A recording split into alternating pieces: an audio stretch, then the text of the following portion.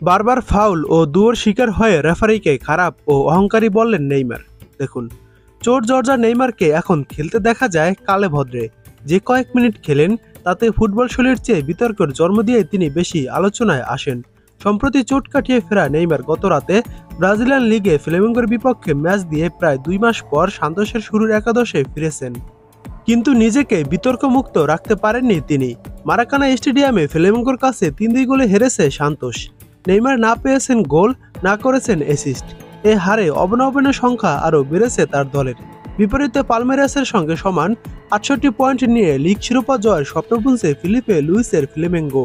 খুব একটা ভালো খেলতে না পারলেও একাধিক বিতর্কের জন্ম দিয়েছেন নেইমার।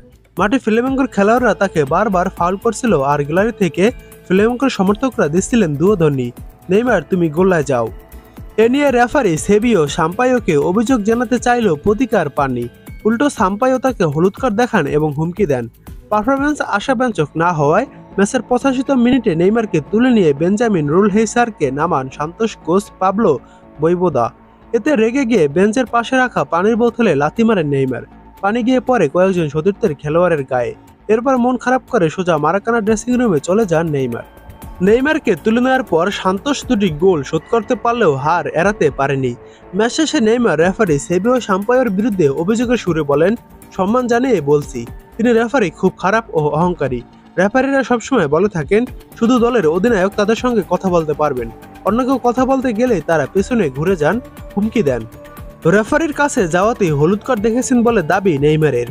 কাল আমাকে হলুদ কার্ড দেওয়ার কারণ আমি তার কাছে গিয়েছিলাম, তিনি বলেছিলেন তুমি আমার কাছে আসো তাহলে তোমাকে আমি হলুদ কার্ড দেখাবো। আমি জানতে চেয়েছিলাম কেন, কারণ কি? আমার মনে হয়েছিল ফ্লেমেঙ্গো গোল করার সময় ব্রাজাওকে সান্তোসের গোলকিপার ফাউল করা হয়েছিল। এ ধরনের ভুল ব্রাজিলের রেফারিংয়ে বারবার দেখা যায়। আবারও বলছি, এই রেফারির আচরণ ছিল সত্যিই ভয়ানক।